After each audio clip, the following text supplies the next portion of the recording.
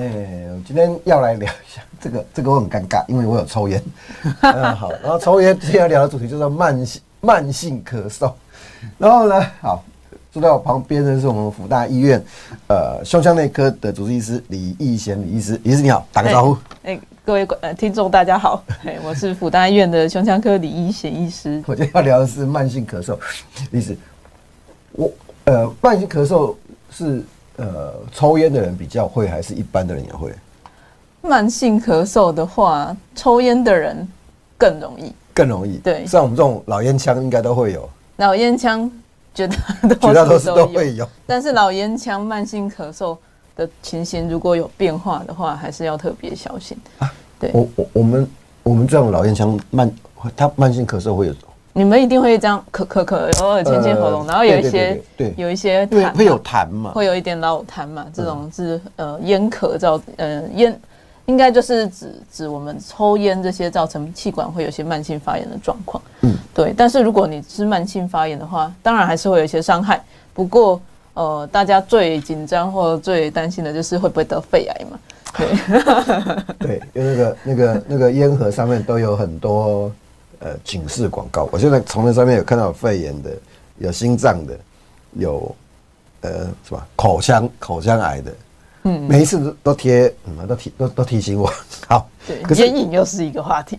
好，可是只有抽烟的人有慢性咳嗽吗？不是哦。其实慢性咳嗽很容易见到，它最常见的成因是上呼吸道的刺激。上呼吸道是指鼻腔到咽喉到我们的气管这一段，就是我们从声带以上这段跟呼吸相关的构造都可以算是上呼吸道。就是我从鼻子、口腔一直到对，声带以上。因为我们咳嗽的受气啊，就是指我接受到某一些刺激会引发我们一个咳嗽的反射。对，因为咳嗽它其实是一个正常的身体的反射。对，咳嗽是保护的机制，对人体来说是一个保护的机制。不管是我东西刺激到呼吸道，或者是呛到，或者是说我肺部里面或气管里面真的有一些发炎性的物质是痰，我们都会需要把它咳出来。对，所以它其实是一个保护的机制。他只是说他觉得我的气管里面有异物。对，然后他就会要保护我，所以他就会把它咳出来。对，所以咳嗽是一个正常的反射，就像我们人如果手去碰到很烫的东西，会自然缩起来。对，这个不是经过大脑皮质的作用，它不是经过你意识判断，因为这太慢了，所以它碰到烫的东西，它就自动缩起来，是有点类似的一个保护反射。但是只是说咳嗽的频率不应该太高，如果咳嗽频率太高，它代表有一个东西一直在刺激你的咳嗽的受气。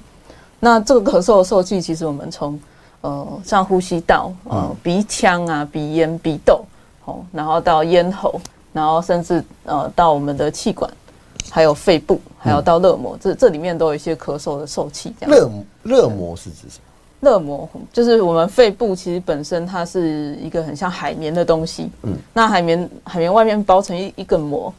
对，那装在我们的胸腔里面。对，所以肺部其实是被一层像保鲜膜或者是气球的皮的东西包住的。对，那它这个它其实是很像一个囊体，一个肋膜腔啦，肋膜腔这个东西我们叫肋膜腔，在肺部外面到胸腔中间这个空间。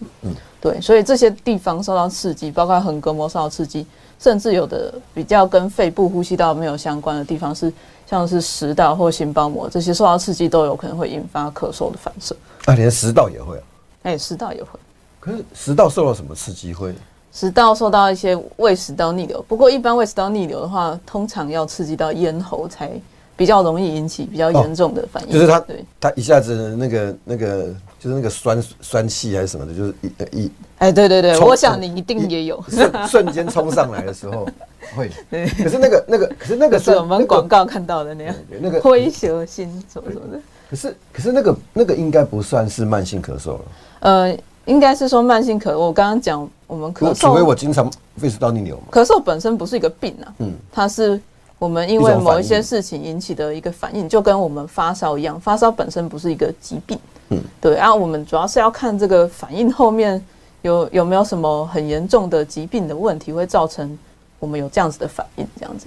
所以慢性咳嗽还是一个异常的状况。对，还是一个异常状况，但基本上我们最常见咳嗽的原因，其实大部分都还是一些上呼吸道感染，就是普通的病毒、轻微的感冒这样子。对，就是一般的感冒，大家都有感冒过嘛，可能就是我1个礼拜就咳，打喷嚏、流鼻水，然后就好了。这个就是因为病毒感染造成一些咽喉的发炎跟鼻腔的发炎导致的咳嗽的反应。那如果这个咳嗽时间真的拉得很长，超过2个月，这个是普遍认定慢性咳嗽的时间。大部分的慢性咳嗽，绝大多数还是上呼吸道刺激，就是口咽部这边的刺激为主。所以抽烟的人也是刺激这一段。抽烟的人其实是气管，是这个里面大概6-7成是属于这种上呼吸道跟咽喉部的刺激。对，那但是如果说有2-3成，你们一般人听起来没有很多，但2-3成是我们医生不能容忍的失误。我们大概能够忍受可以需要处理到95% 左右的病人，所以剩下2-3成的病人，他其实是有可能有一个比较严重的原因。比较严重的事情就是包括我的气管是真的发炎，像抽烟的病人，一般都会有一些烟咳。那这些烟咳是因为我们这个抽烟里面其实很多是有害物质，对，那这些有害物质随着因为尼古丁的成瘾，你需要吸这些东西，但是同时又吸入很多有害的烟雾。那这些跟就是比方说车烟啊，或者是化学工厂的一些烟雾，其实是类似的刺激。对，这些我们吸进去不好的空气，它都是一个刺激。那长久以来下来，就会造成我们气管慢性的发炎。那慢性发炎有一些支气管炎，我们就会导致会有一些烟咳的状况。那有些抽烟的病人，抽烟其实是一个很直接的肺部的伤害。对，那也是一些肺部比较严重的疾病的一个很重要的危险因子。所以如果可以戒烟的话，还是都要戒烟这样。就是说，像我们抽烟抽那种30年以上的人哈。我应该做什么检查？抽烟抽30年以上的人吼，政府现在有个计划，是如果你愿意绑戒烟门诊看2个月，它其实不管你有没有戒烟成功，它可以让你公费做低剂量电脑断层的筛检啊。对，然后另外一个部分建议的检查会是，如果真的有一些慢性咳嗽或者走路会喘的状况的话，可能还是要去胸腔科医师或者是健检的时候可以做一个肺功能的检查。会啊，我有个我如果去公园快走的话就会喘。对，那至少要 X 光片来看一下肺部是不是有一些抽烟造成的问题，结节吗？包括肺气肿，或者是真的长了肺癌了。可是那个 X 光看得到。X 光的肺癌的侦测的限制是这样：如果小于1公分的，或者是说如果它是雾的病灶，就是散的。雾的不是很实心的，这种 X 光就很有可能看不到。所以一般来说，如果真的有很早期的肺癌需要发现，大部分都是做低剂量电脑断层来做健康的筛检。那低剂量电脑断层是一般电脑断层的剂量的1/4，所以它辐射暴露是会少一些。但是成人的话，一般不太需要担心辐射剂量的问题。但是我就是要绑戒烟门诊2个月。对，如果一般来说，一般医院大概低剂量电脑断层，如果要自费做，大概也是5-6千块吧。讲过的朋友，你若有被考虑一下哈，这个李医师刚才讲的，可以去参考一下。跟这个戒烟门诊绑2个月，可以做这个低剂量的。要有一定规模的医院，地区医院以上。地区可能诊所这种就没办法。诊所一定没有啦，要地区医院啦。这个其实不难。对，那除了简单的慢性的轻微的发炎，有可能会导致咳嗽，跟有一些常常会有一些老痰卡在里面，会想咳把它咳出来，这个是很常见的。对啊，但是有一些病人，他除了这个发炎性的刺激外，他其实气管慢慢的会有一些病变，就是我们气管会有发生一些狭窄的问题。狭窄？对，气管如果发生狭窄的话，这个在胸腔科我们最近这几年，我们余中的理事长开始推动，就是我们把它命名为中文名称命名为肺阻塞。肺阻塞？对，台语我们叫 heat up 杯。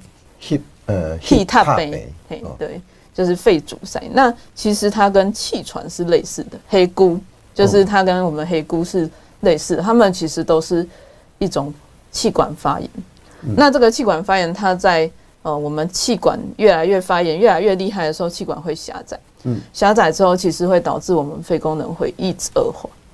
它的恶化是指我呼吸道的氧气会变少吗？还是说它是所谓的恶化是指我们所谓的恶化呢，是指就是包括肺活量的恶化，就是肺活量变小。对，肺活量变小。然后第二个是你容易会发生 HIT 和气喘是类似的，容易会发生我们的气会吐不出来。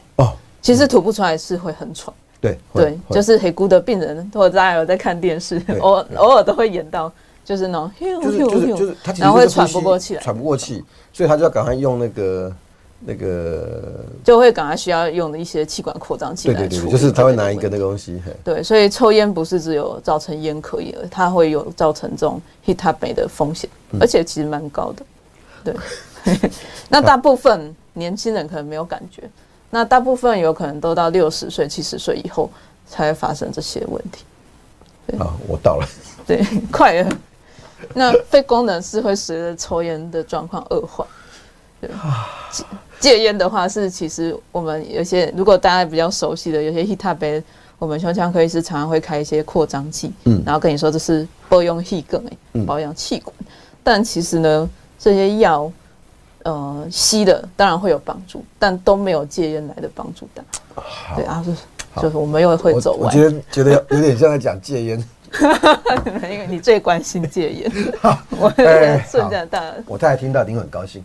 可是还有一个就是 COVID-19 之后，就是好像大家有个刻板印象，就是经常会咳嗽。就是即使我 COVID-19 好了以后，好像咳嗽的问题，那个也算是慢性咳嗽。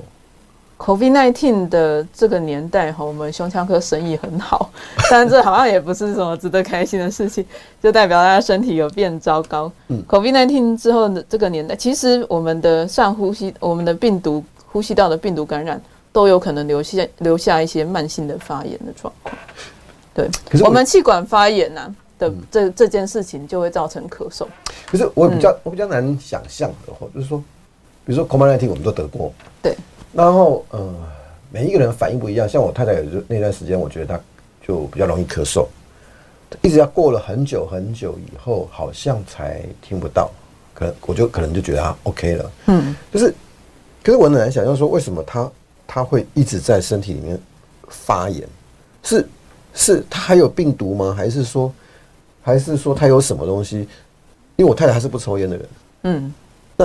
那他们像 COVID-19 之后，还是什么样的东西还能够刺激到他吗？你是指病毒如果被清除之后的发炎反应？其实发炎拖了有点久，会拖的比较。然后为了那个，我还特别去找什么枇杷膏啊什么的。枇杷膏其实是有用的。对，可是你知道这几年枇杷膏变得很贵，而且比较好的。就是不是那种不是稀的那种的，因为我看过人家拿那个一罐1000块的很小罐，我买过更贵，那个罐头一样。我买过更贵的。枇杷膏有它的好处啊，不过新冠之后留下来的发炎，其实在我们以前就会遇到，其实这都是呼吸道病毒感染之后留下来的慢性的发炎过程这样子。那因为病毒其实是会导致我们的气管的上皮细胞会受伤。跟肺部会有一些就是肺泡的细胞，这些其实会受伤。那其实这个在以前也是有的。我们一般的感冒，像鼻病毒啊，或者是一些副流感病毒，这些是在容易会影响上呼吸道的。对，它比较不会真的跑去下呼吸道我们肺部的部分造成伤害。那但是其实在新冠之前，这样子的类似的状况是流感病毒。对，所以我们会听到政府很常叫老人家、医护人员打流感疫苗，对，去打流感疫苗，是因为流感病毒它比较容易造成下呼吸道的伤害。那造成下呼吸道的伤害，就更有可能会并发成重症，比方说肺炎等等。那这些东西其实病毒感染是这样，病毒感染一般身体免疫力如果正常的病人，不管有没有药物，它其实大概1到2个礼拜会把病毒清掉。对，但病毒清掉之后，它留下来的伤害需要重建。它重建其实是一个缓慢发炎的过程。对，那这些发炎就会导致你会有一些黏液的产生，或者是然后这些黏液会造成你刺激，会想要咳嗽。对，那很实际的，如果这个我除了看医生之外，我能做什么？我知道我要戒烟了哈，然后胃食道逆流的人也可以理解嘛哈。对。可是 COVID-19 的这种的，这个应该是现在还有很多人会遇到嘛。所以应该是说慢性咳嗽，如果你咳嗽1个月内有好，就是我们一般感冒可能1个礼拜，那新冠严重一点点，但是你身体本来正常的人可能1个月。可能也会好一点，就慢慢就变好。可是我看那时候咳嗽，他们有时候搞了，有的人会搞2个月以上，2个月、3个月的我都看到。那这些人，我们目前观察起来，很多是本身就有气管慢性发炎的因子的病人，比方说他本身有过敏，或者是他小时候有发生过气喘，虽然我这个成人之后好像很少再发生，可是一遇到这种比较严重的呼吸道感染之后，他就有可能咳嗽咳得比一般人还要，就是又被诱发起来。而且甚至会持续到3个月、半年。他只要没有再吸回气喘药来控制这个发炎，他就有可能不会好。对，那这个咳嗽会不会有什么伤害？这是另外一个事情。对，因为咳嗽我们刚刚有讲慢性咳嗽，绝大多数的原因其实很多都是刺激上呼吸道。但是其实咳嗽有一个概念是，咳嗽常常同时有2、3个原因。对。那其实我们医生很重要一个角色是，除了处理这个症状之外，我们要看有没有危险的原因。对，所以其实慢性咳嗽还是有一些危险的事情，会希望至少要就医一段时间，我们观察有没有这些危险的事情。危险的事情包括什么？就包括说我是真的还有一个很奇怪的感染，比方说肺结核。对，肺结核就是非常容易造成肺结核的病人大概就是100%都是慢性咳嗽。可是对，那不是指咳嗽的人100%肺结核，我知道肺结核。可是我已经很久没有听过肺结核这种。肺结核其实在台湾还算是常见，还算常见。对，但我们卫福部的目标是要根除嘛。对，但肺结核其实肺结核在新庄我们福大那一带，还有新竹一带，就是大家认识的城市还是蛮多的。而且尤其是我们华东地区或原住民的朋友，其实肺结核还算是一个非常常见的疾病，而且它目前在台湾的一些社区性肺炎至少都还有5% 左右是肺结核。我以为肺结核在台湾已经变很少了。对，所以我们慢性咳嗽很重要，就是要查出有一些疾病会影响生命安全，包括是不是真的有严重的细菌感染或慢性的感染，然后是不是有肺癌。好，不多讲棍，今天我们只能先讲到这里，谢谢大家。